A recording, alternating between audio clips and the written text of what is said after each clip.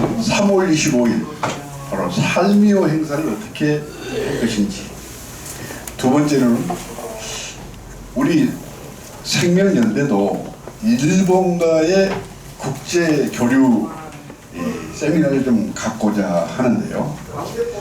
1월 중에 일본을 갔다가 또 뭐 한 3, 4월 중에 아마 이 봉은사에 아마 그게 뭐죠? 안돼 하반기에 일본 분들을 모시고 그 절에서 하는 게 뭐라고 그러죠? 세미나인데 그 숙박을 하면서 하는 게 템플스테이. 템플스테이에 일본 분들을 모시고 하게 되죠. 그런 스케줄을 또 가지고 있는데 거기에 대한 논의를 같이 하는 시간들을 갖도록 하겠습니다. 올해 우리가 한 2년 전이죠. 힘차게 18년의 여정 동안 변하지 않는 이 삶을 포기하는 걸 이대로 둘 수 있느냐. 그래서 이 학술팀 이범수 교수 등등 해서 좀 가까운 일본은 어떠냐. 그래서 18년 동안 많은 전문인들이 했지만 변화가 없으면 또 다른 변화를 한번 시도를 해보자 해서 자살대책위원회가 일본 총리가 중심이 되어서 36%를 낮췄다고 보고, 야, 우리도 대책 없으면 그것도 안 괜찮느냐. 그래서 정말 올해는 연초부터 굉장히 많이 요구도 했지만은, 그러나 어떡하겠어요. 그게 또 다른 모양으로 바뀌었다고 해서 우리가 포기할 수는 없는 거죠. 의기투합해가지고 또다시 우리가 나서야 되지 않는가 하면서, 또 우리 시민운동의 특성상 한 사람이 주장하고 떠들다가 안 되면 그 사람은 내려가고 또 다른 사람을 세워서 또 해야 되는데, 어정쩡하게 또 제가 이렇게 서서 그 말씀을 드리게 된 거 공고하게 생각합니다.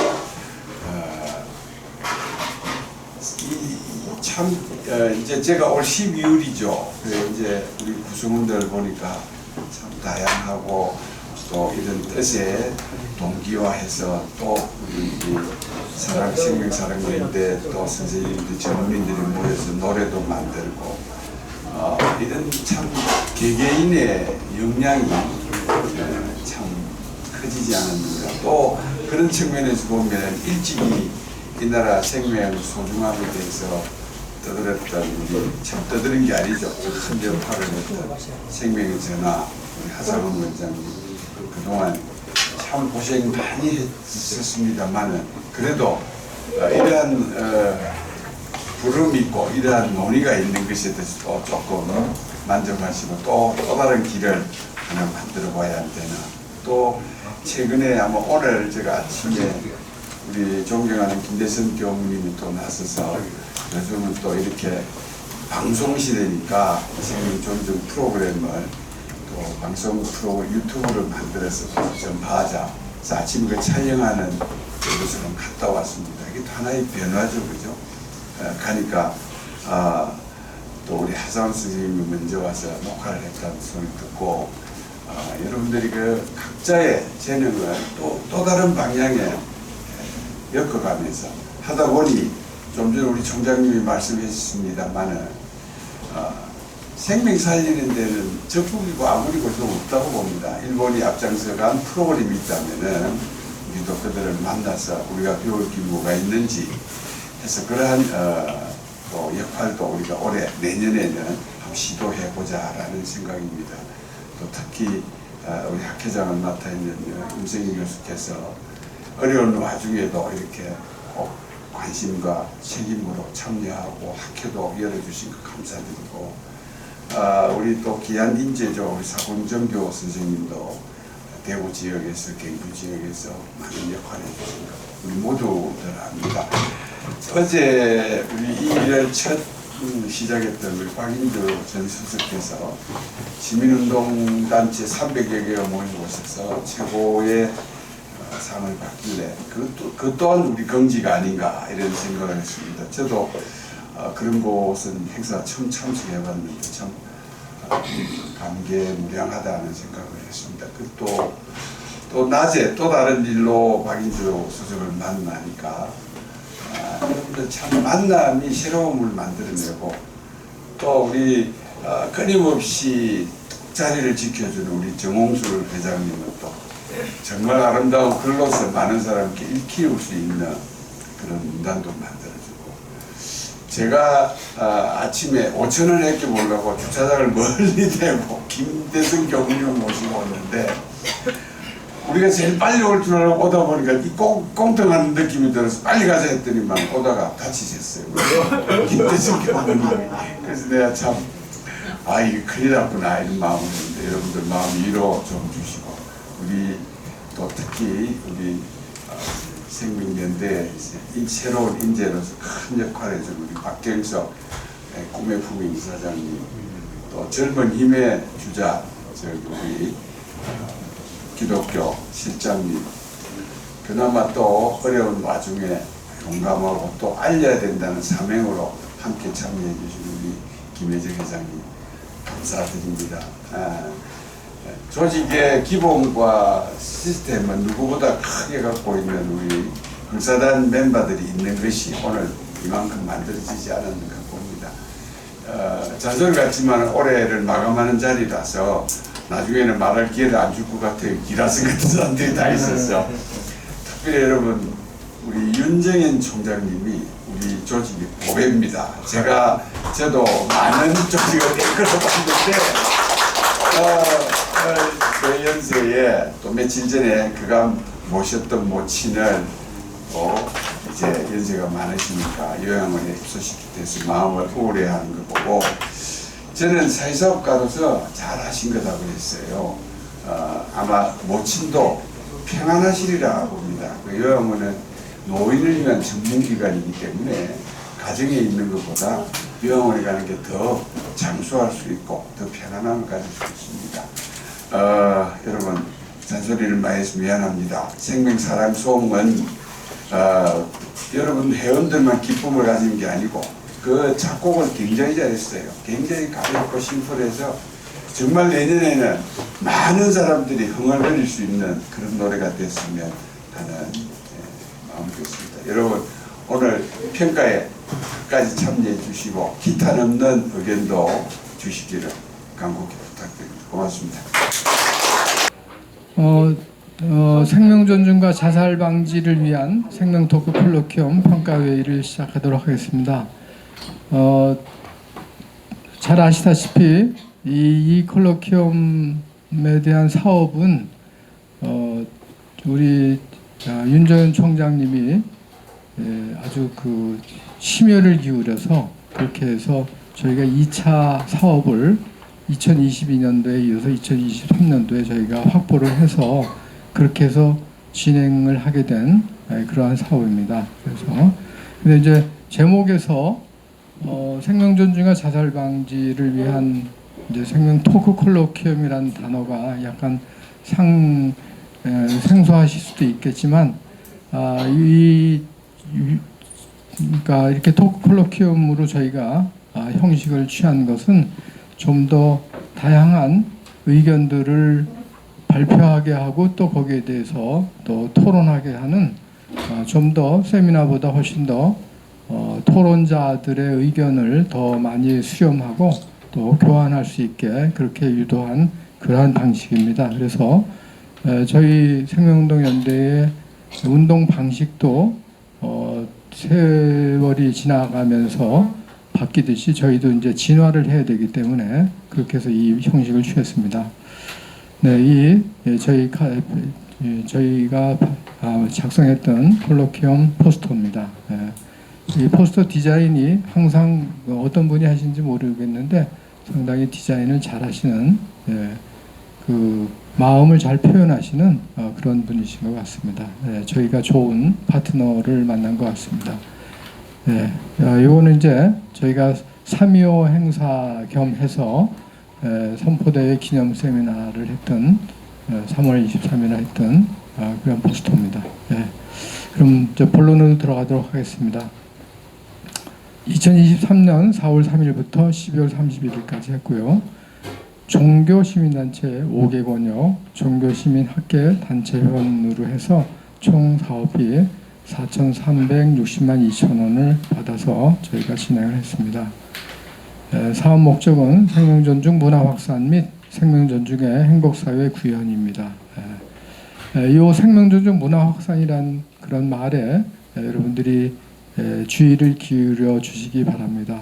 앞으로 저희 단체가 지향해야 될 그러한 영역이기 때문에 특히 그래서 자살방지 전문인 집단의 네트워킹, 다음에 종교 및 사회단체 생명존중교육, 이것도 지자체, 기업단체, 시민사회 생명존중운동.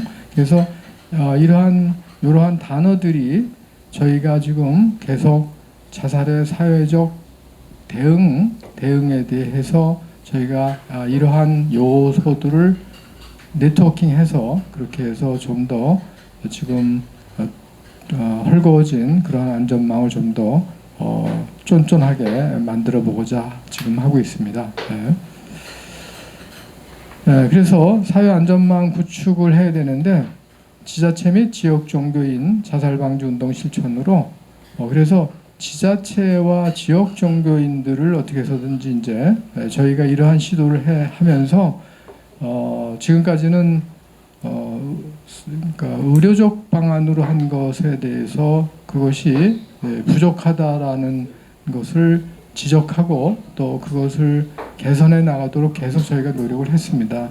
그래서 아시다시피 얼마 전에 정신건강 상담을 그 20대 특히 위해서 하겠다라고 대통령께서도 발표를 하셨는데 저는 이제 그런 걸 보면서 어찌됐든 간에 저희가 계속 두드리니까 뭔가가 이제 나오긴 나오는구나. 그 다음에 그 정신건강에 대한 상담은 제가 또 최근에 며칠 전에 들은 얘기인데 거기에는 정신과 의사들이 배제됐다고 합니다. 그래서 순수하게 저도 이제 처음에 또 정신건강이라는 소리가 들어가서 그래서 또 그 의사 집단 쪽에서 또 어떻게 했나 했더니 여기 의사가 계시지만 사공정규 의사님 계시지만 그래도 저희 단체 성격이 그러기 때문에 그래서 그랬는데 그것이 지금 상담심리학회하고 심리학회하고 둘이서 지금 이제 그거 가지고 이제 각축을 좀 벌이고 있나 봐요. 그래서 정부에서는 이제 조정을 좀 해라라고 해서 그래서 저희가 계속 연태까지 주장했던 것이 정신의료 집단에다가 지금 이런 인문 영역이라든가 사회과학 영역에서 상담심리라든가 또 사회복지라든가 이런 부분들이 이제 계속 거기에 개입이 돼야 된다고 주장을 했는데 일단은 또 한 단계가 또 저희가 또 넓혀 나간 것 같습니다. 그래서 이제 지금 오늘 미리 제가 이렇게 말씀드리는 것은 이 자료 내용들이 상당히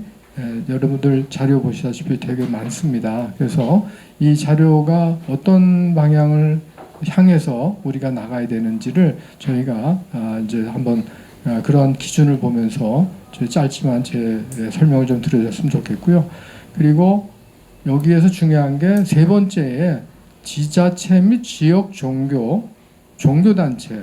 그래서 저희가 앞으로 생명운동연대가 나가야 될 방향은 정신과 의사라든가 아니면 상담심리도 매우 지금 전문화됐거든요. 그 다음에 사회복지 영역도 또 매우 뚜렷하고 그래서 이제 그렇다고 그러면 여기서 지금 빈자리가 인문학 영역이 비어 있습니다. 종교 철학 이런 쪽이 비어 있거든요. 그래서 저희가 이제 그쪽으로 좀 더 또 지향을 해야 될 것 같고요.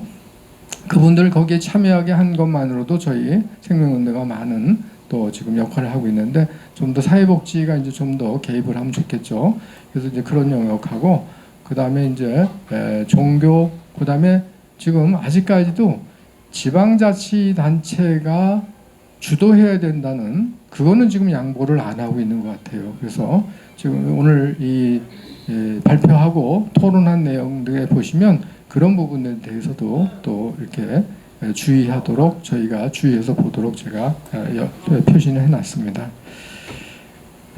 그래서 생명존중 단체로서 저희가 이제 그렇게 되면 저희는 저희대로 그렇게 지금 이제 자살에 대한 접근이 전문화되기 시작을 했거든요. 이제 영역별로. 그렇다 그러면 생명운동연대도 좀 더 전문화되는 우리 나름대로의 특색을 가지고 전문화된 그러한 방향으로 또 가야 되지 않을까 이렇게 생각을 합니다. 네.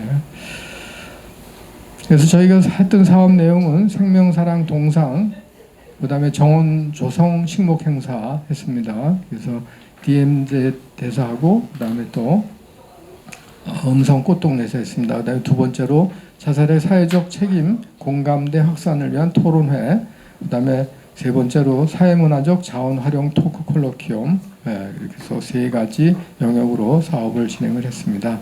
생명사 동산 정원 조성 식목 행사는 이렇게 이러한 내역으로 했습니다. 저희가 지금 이게 5년째 한 건가요? 5번째 한 건가요? 그죠? 네, 5번째 했습니다. 이것도 저희 그 생명운동연대에 매우 상징적인 그러한 활동이기 때문에 그래서 이것도 계속 앞으로 끊이지 않고 쭉 해야 될 것 같습니다. 그 다음에 두 번째로는 생명존중 자살 예방 정책 평가 토론회입니다. 그래서 정책에 대한 평가를 어떤 방향으로 했는지를 했는데 2023년 9월 15일 날 서울 신학대 상봉기념관에서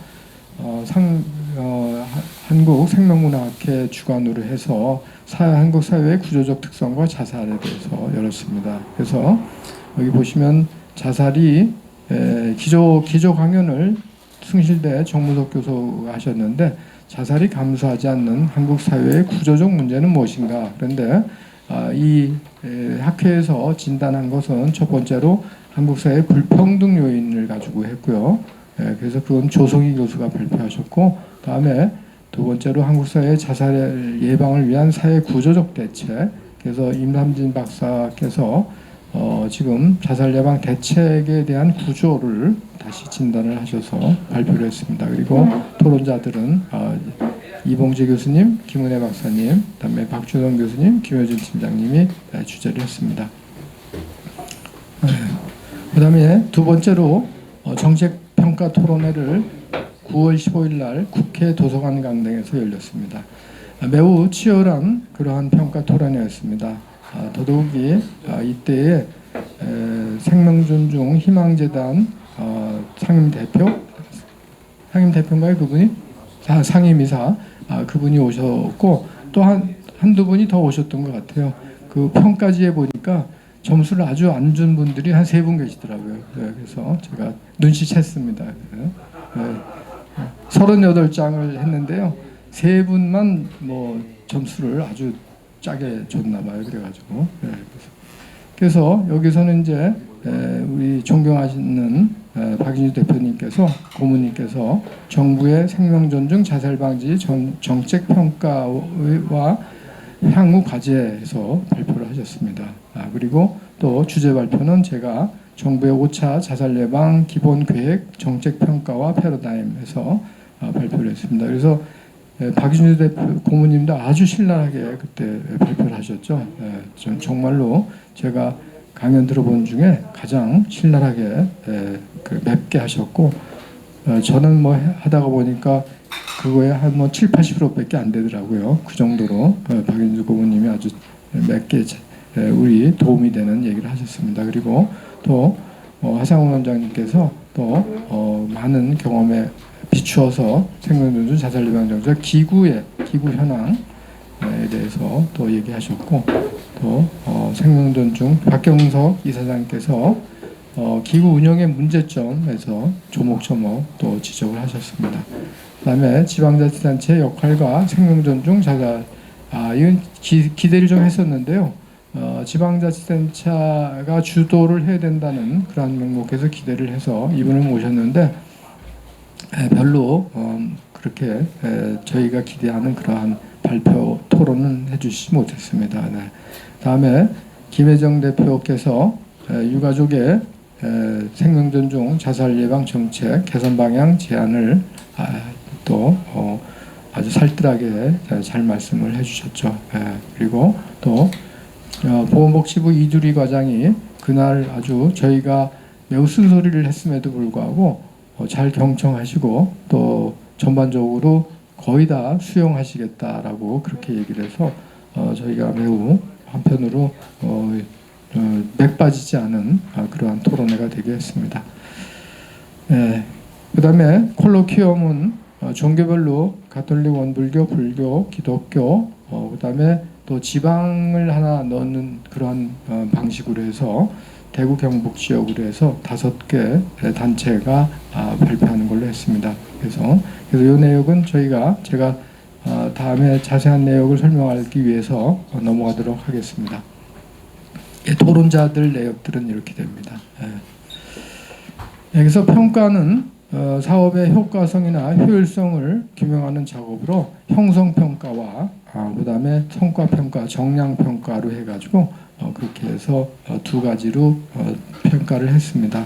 그런데 형성평가는 평가라기보다는 일단은 핵심 내용들을 자료를 올려놓고 그 다음에 우리 전 회원들이 과연 우리 그 단체들이 여기 이제 중심되는 단체들, 종교 단체들이 다 발표를 했기 때문에 그래서 자살에 대해서 어떤 관점을 중요시 여기고 있고 또 그러한 것을 통해서 전체적으로 우리가 어떤 방향으로 나가야 될지를 시사해 주시는 그러한 관점에서 형성평가를 보시고 그 다음에 또 정량평가는 전반적으로 다 열과 성의를 다해서 강의를 하셨기 때문에 그렇게 해서 매우 알찬 그러한 거라고 볼 수 있습니다. 그래서 총 252명이 이 설문에 이제 참가를 하셨죠. 설문에 참가를 더 많은 분이 하셨는데 설문에 참가하신 분 위주로 해서 252명이 참가한 걸로 이렇게 되어 있습니다. 그래서 평가지는 1번부터 19번까지 이렇게 되어 있는데요. 여기서 중요한 내용들이 C의 6번 자살 현상을 충분히 반영을 했는지, 그 다음에 생명 존중과 자살 예방과 관련 있는 내용이 포함되어 있는지, 그 다음에 의료적 대책 외에 전 사회적 대응의 필요성을 반영했는지, 그리고 또 실습을 포함시켰는지. 그런데 발표 시간들이 되게 부족하기 때문에 아니면 지금의 단계가 실습까지 넘어간다는 게 아닌 것 같아요, 저희가. 그래서 이제 그거는 그쪽에 대한 점수들이 많이 지적을 많이 받았습니다. 그 다음에 명료하고 체계적으로 효과적으로 설명했는지, 그 다음에 자살 예방의 필요성, 그 다음에 사업에 자발적으로 참여하도록 유도하는지, 그 다음에 실전 필요성, 그 다음에 이러한 내용들이 자살 예방 활동에 유익한지, 만족하는지, 그 다음에 또 토론이 유익하였는지, 토론에 충분히 공감했는지. 그래서 기존의 평가지보다 좀 더 토론자들의 반응과 또 서류 교류 이런 부분에 대해서 조금 더 설문지를 좀 확장을 시켜서 조사를 했습니다. 그래서 좀 더 이제 한 15분 정도 남았는데요. 좀 더 세부적으로 중요한 내용들을 제가 이렇게 짚도록 하겠습니다. 그래서 첫 번째 정책 토론회에서 정무성 교수께서 지적하신 부분이 우리나라의 높은 자살률이 정신건강, 사회적 고립과 인간관계 문제, 문화적 요인이라고 이렇게 지적을 하셨습니다.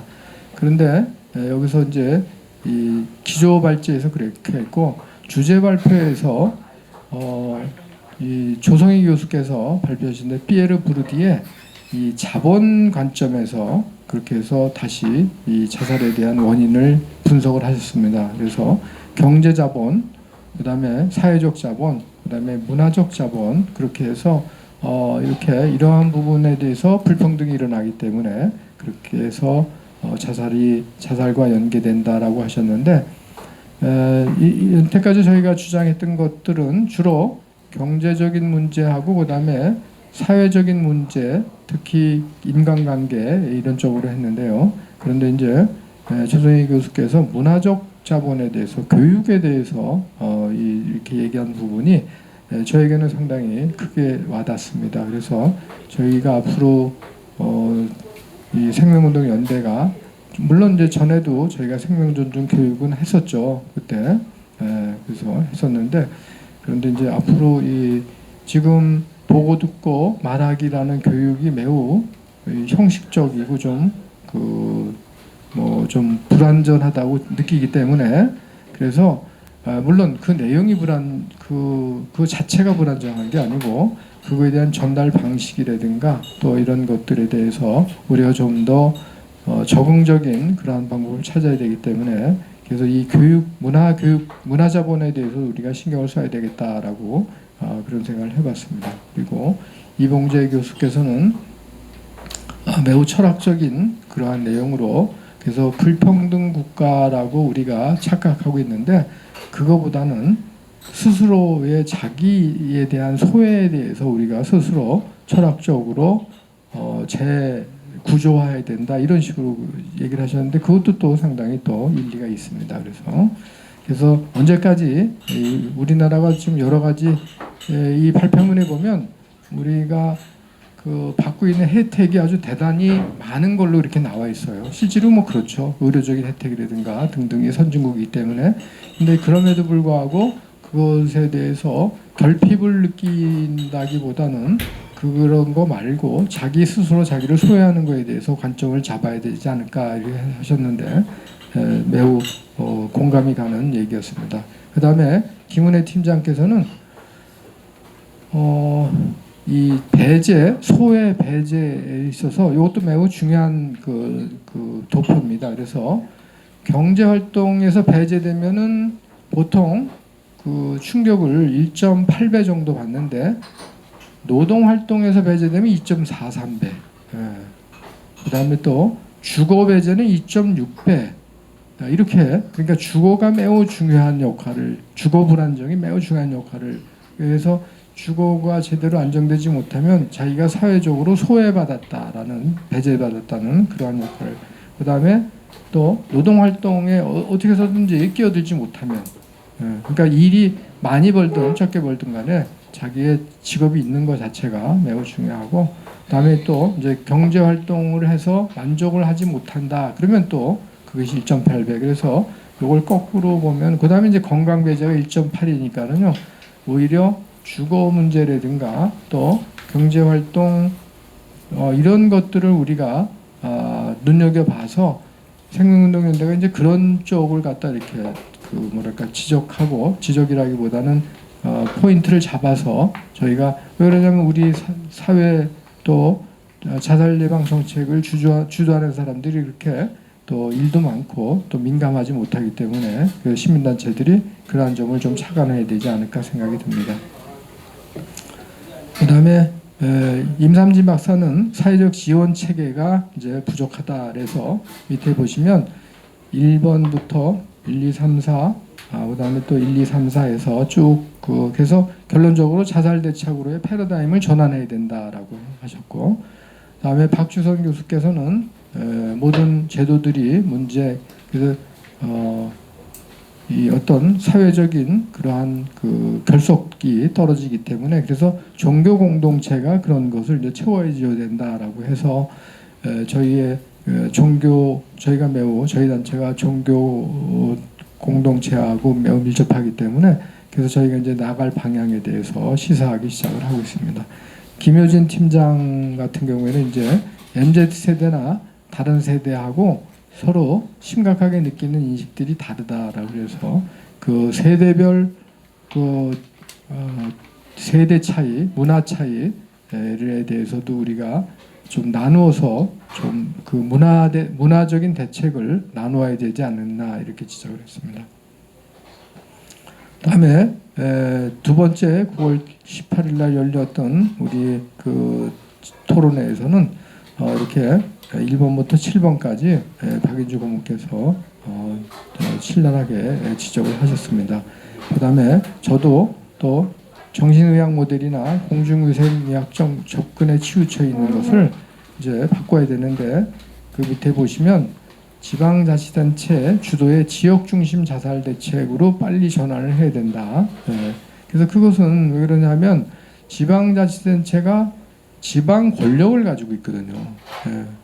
그 보건복지부는 지방 권력을 가지고 있지 못하죠. 권할 수는 있지만, 그죠? 그래서 중앙정부에서 권할 수는 있지만 법적 태도 내에서만 강요를 하지 그 이상의 것은 요구하지 못하거든요. 그런데 이 자살은 전 분야에 걸쳐 있기 때문에 그래서 지방 권력이 나서서 뭔가 당근과 채찍을 줘가면서 이제 끌어당겨야 되는데, 그런데 아직까지도 이 부분에 대해서 움직이지 않는 것은 중앙 권력이 그것을 놓기를 원하지 않는 건지, 그죠? 그래서 그것도 그런 부분도 이제 저희가 좀 정책적인 분석을 좀 더 이제 박경석 이사장님 같은 분께서 좀 세밀하게 이제 좀 분석을 해서 이제 그런 주제로 저희가 또 세미나도 좀 해야 될 것 같아요. 이제부터는요. 그다음에 박경석 이사장 계세요? 아까 오셨는데? 뒤에 어디? 잠시요. 그다음에 우울증이 자살 원인이 아니고, 그래서 박경석 이사장께서도 그걸 지적을 하셨어요. 지자체와 협력 체계를 강화해야 된다라고 해서 그 부분을. 그다음에 전상직 회장, 그다음에 김혜정 대표께서는 한국은 자살 유가족 사회라고 그랬어요. 그래서 사회적 배제 과정을 염두에 둔 그러한 장기적인 정책을 만들어야 된다. 그래서 아까 사회적 배제에 대해서 세 가지 피에르 부르디가 얘기한 것 같은 그러한 관점에서 다시 우리가 사회적 배제에 대한 부분으로 또 접근해 볼 필요도 있습니다. 그다음에 이두리 과장 그렇게 얘기하셨고요. 그다음에 이제 콜로키움은 황순찬 교수께서 시간이 이제 한 5분 정도. 네네. 네. 내용 간단하게요. 네. 그럼 이제 다 이거 할 시간도 없는데요. 황순찬 교수께서 산자와 죽은 자를 동시에 돌보. 저는 이제 내용을 이렇게 얘기했던 것은 저희가 이 콘센서스를 좀 이루기 위해서 그런 거지. 그래서 한 겁니다. 그다음에 여기에 이제 언급한 내용들을 보면요, 가슴이 아주 찡한 그러한 그 내용들이 많이 있습니다. 이번에 그 아무래도 종교계에서 발표한 내용들이 많아서 그렇게 해서 보면 여기 이제 차바오나 신부께서 한 두 번째 밑에 보시면 종교는 자살 유가족이 문턱이 낮은 피난처가 될 수 있습니다. 이렇게 그죠? 그런 것들도 상당히 우리에게 이제 와닿지 않습니까? 그다음에 자살 유족은 복잡하고 모순된 내면은 스스로 또 혼란스러워 타인에게 숨기게 됩니다. 그래서 그러한 분들을 우리가 도와줘야 되고, 그다음에 김혜정 대표께서는 자살 유가족은 자살 고위험군 151에 속하니까 특별히 그분들의 생명과 삶을 보호하는 그러한 그 시스템이 이제 마련이 돼야 된다라고 얘기하셨습니다. 그다음에 또 윤호진 선생은 획일화된 그러한 자살 대책은 곤란하다. 그다음에 또 원불교에서도 죽음이 우리의 삶에 대하여 갖고 있는 의미를 내면화해야 된다. 그래서 여러 그 교리를 또 자세하게 풀어주셨고요. 그다음에 또 김대성 교무께서는 소태산 뭐라고 교조께서 생명린리의 실천 덕목을 체성의 합일이다. 그래서 모든 이 세상에 나타나는 현상과 진리는 하나다라고 그렇게 얘기하시면서, 그래서 보은 봉공의 감사 생활을 우리가 이제 문화적인 방식으로 이제 교육을 해야 된다라고 이제 강조하셨습니다.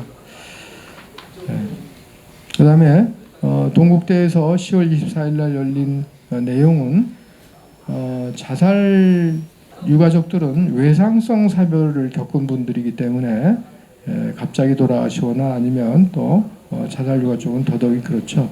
그래서 끝없이 죄책감과 수치심을 느끼는데 사회가 그걸 또 더욱이 조장해서 물어나기 때문에, 그래서 그럴수록 종교적 전통이나 또 이런 데서는 그런 분들을 위로하는 방식인 상장 의례를 제대로 치러드리고 해서 그분들을 위로해주는 그러한 것을 이제 우리는 또 이제 그 시작해야 된다라고 그렇게 강조를 했습니다. 그래서 이런 부분은 그 장례 그날 토론했던 마지막 그 토론자가 장례협회 사무총장이 왔었는데요. 그래서 전국에 1000개의 장례식장이 있는데 이런 데서 이제 저희 그 생명운동 연대하고 그런 운동을 하게 되면 매우 사회적으로 많은 또 파장도 일으키고 또 생명운동이나 생명운동 연대나 장례협회나 이런 분들이 사회적으로 매우 또 가치 있는 집단으로 의미 있는 집단으로 또 태어날 수 있을 것 같습니다.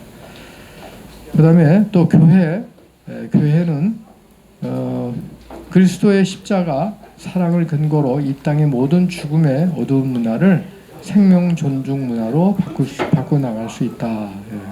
매우 또 가슴이 또 찡하는 그러한 또 그 말씀입니다. 그래서 단절된 지역 공동체가 생명의 공동 공동체로 바꿔 나가는 일에 앞장설 수 있습니다. 그래서 이렇게 이 박승찬 박사님이 쓴 빨간 글씨로 저것도 참 말이 참 그 감동적인 얘기예요. 그래서 우리 인간이 사회 존재로 광장에 서 있는데 광장에서 사람을 많이 만나고 하지 않습니까?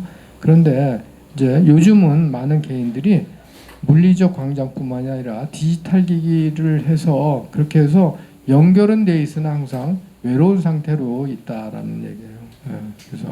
그래서 이러한 관점에 우리가 착안을 해서 그렇게 해서 우리 현대인들을 그러한 외로움이나 소외에서 벗어날 수 있도록 도와주자라고 그렇게 얘기하셨습니다. 그다음에 또 우리 연대 회원인 박주선 박사께서도 또 사회 문제에 눈을 감고 있는지 안 하는지 우리 교회에서 지역사를 위해서 또 눈을 떠서 좀 더 봉사를 해야 되지 않겠느냐 이렇게 하셨습니다. 근데 이제 마지막으로 대구 한방의료 체험타운에서 대구 경북 지역에 우리 사공정규 교수님하고 같이 하는 분들께서 이제 발표를 하셨습니다. 그래서 사공정규 교수께서는 보고 듣고 말하기를 중심으로 발제문을 작성하셨고요. 그 다음에 또 김준숙 학장께서는 여기 철학자 프랑코 베라디는 한국 사회의 특징을 다음과 같이 정리했습니다. 한국은 끝없는 경쟁을 하고 있습니다. 그리고 또 한국은 극단적인 개인주의를 띠고 있습니다. 그래서 일상이 사막 같은 것이 한국인의 삶입니다. 또 생활 리듬이 초가속화된 사회라 이렇게 분석을 했습니다. 그래서 우리 사회가 외부에서 볼 때 이렇게 극단적으로 이런 사회이기 때문에 이런 점에 착안을 해서 자살에 대한 대책을 해야 되겠다라고 얘기하셨고요. 그 다음에 이 지역 경북 지역에서 발표한 거에 상당히 또 눈에 띄는 것은 임지양 교수께서는 미술 치료로, 그 다음에 윤수경 교수께서는 원예 치료로 이렇게 접근을 하셨어요. 그 다음에 또 황준석 회장님은 음악 치료로, 그 다음에 또 자살 방지 오감에 대한 오감이라는 게 눈, 귀, 코, 혀, 우리 몸에 대한 이 센서티브하죠. 센싱을 가지고 치료하는 그러한 방식으로 접근을 하셨어요. 그래서 이러한 부분도 저희가 착안을 해서 그렇게 해서 이제 한 단계 우리가 더 발전된 방향으로 갈 때, 그래서 이번 콜로퀴엄이 이렇게 지금 설명드렸듯이 아주 다양한 목소리가 반영이 된 그러한 방식으로 진행이 됐습니다. 그래서 이제 평가 점수는 여기 똑같이 했는데요. 이렇게 점수가 나와 있습니다. 그래서 제 점수가 꼴등입니다. 90점 턱걸이를 못하고 89.3으로 머물렀습니다. 딴 분들이 또 열심히 해주셔서 평균이 92.3으로 같이 저는 덩달아 넘어갔습니다. 그런데 이제 여기서 보시면은 C번이 매우 중요하거든요. 강의 내용이. 그래서 강의 내용들이 전반적으로 만족도가 떨어져요. 강의 내용이 다른 점수에 비해서. 그래서 그런 거 보면 강의 내용이 뭐 전부 다 제가 이렇게 하나 다 읽어봤는데 다 훌륭한데 어떻게 왜 그 청중들을 덜 만족시켰는지 그 부분에 대해서 저희가 좀 고민을 해볼 필요가 있을 것 같습니다. 그다음에 콜로키움은 점수가 이렇습니다. 콜로키움은 제가 점수가 저희 학생들이 많이 와서 제가 윽박질러 가지고 점수를 잘 받았습니다. 네. 그래서 이제 결론 내도록 하겠습니다. 그래서 행안부 지원을 바탕으로 해서 그래서 지금 이제 자살 방지 방식은 다양한 사회적 그리고 종교적 대응 방식 콜로키움을 바탕으로 접속할 수 있었습니다. 그래서 저희가 이제 또 한 번 더 이러한 방식을 발전을 시키려면 어떻게 하면 이 종교 문화 종교 쪽으로 저희가 이제 방향을 좀 더 강화시켜야 되지 않을까 이런 생각을 합니다. 그래서 아까 조 대표님께서 말씀하신 것은 제가 일본의 자살 예방 단체하고 거의 뭐 한두 달에 한 번씩 줌으로 저희가 이제 합동 회의를 합니다. 회의를 하는데 그런데 이제 거기에서 일본이 아까 말씀하신 대로 자살률을 36%를 낮췄기 때문에 그래서 저희가 지금 어떻게 그 지방자치단체나 그다음에 일본은 이제 거의 종교가 다 신도 아니면 불교잖아요. 96% 70% 이상. 그래서 제가 이제 저희가 그 회의하는 분 중에 요코하마, 도쿄 뭐 이런 쪽에 그 스님들이 계시는데 그분들이 이제 자살 예방 요새 일본도 자살이 좀 올라가 가지고 보니까 상당히 긴장을 많이 하는 것 같아요. 그래서 저희가 방문을 해서 지방자치단체하고 어떻게 협조를 하는지 또 그 각 그 단체에서 어떻게 그 지역 사람들을 그 자살 예방 교육을 하는지 그거에 대해서 좀 실질적으로 좀 배워오려고 하거든요. 그래서 제가 일단 일본 사람들한테 그 저희가 좀 가도 되겠느냐고 얘기를 했더니 일단은 그분들이 그쪽에서 일단 이제 아젠다로 잡아가지고 그래서 오케이는 받았어요. 그래서 오늘 이제 여러분들하고 이렇게 공식적으로 얘기를 해서 혹시 가실 의향 분들이 있으시면 이제 본부에다가 또 신청을 하시면 아마 갔다 오려면 한 뭐 4박 5일 정도 갔다 와야 되지 않을까 생각을 합니다. 그래서 이제 자비로 갔다 와야죠. 그거를. 그래서 그렇게 하시고 그래서 그거는 오늘 제가 이렇게 공식적으로 말씀을 드리니까 좀 더 세부적인 내용은 제가 내일 모레 저녁 때 또 회의를 하거든요. 그분들하고. 그래서 회의한 다음에 그 결과를 다시 한번 전체 카톡에다 올려드리면 그럼 신청을 하시면 제가 이제 좀 구성을 해서 그래서 2월 9일인가 구정이거든요. 그래서 구정 끝나고 갔다 오시든지 그렇게 해서 한번 잡아보도록 할까 합니다. 그래서 요번에 그때는 저희가 가서 배우는 걸로 하고 그다음에 아까 템플스테이는 뭐냐면요. 만약에 국제 회의를 하게 되면 그분들을 한국에서 저희가 이제 하자 그러면 그분들의 그 비행기 값을 대주는 경우도 있고 숙소를 아까 회장님이 그 말씀하셔서 그래서 맞아서 그래서 바로 끝낼게요. 그래서 그 사찰에서 그 재워줍니다. 재워주고 밥을 주거든요. 그래서 이제 그렇게 하면 경비가 절약이 되기 때문에 그렇게 해서 그런 식으로 한번 추진을 하반기에 해보도록 하겠습니다. 그래서 공동 세미나를 하고 그런 식으로. 여기까지 마치도록 하겠습니다. 감사합니다.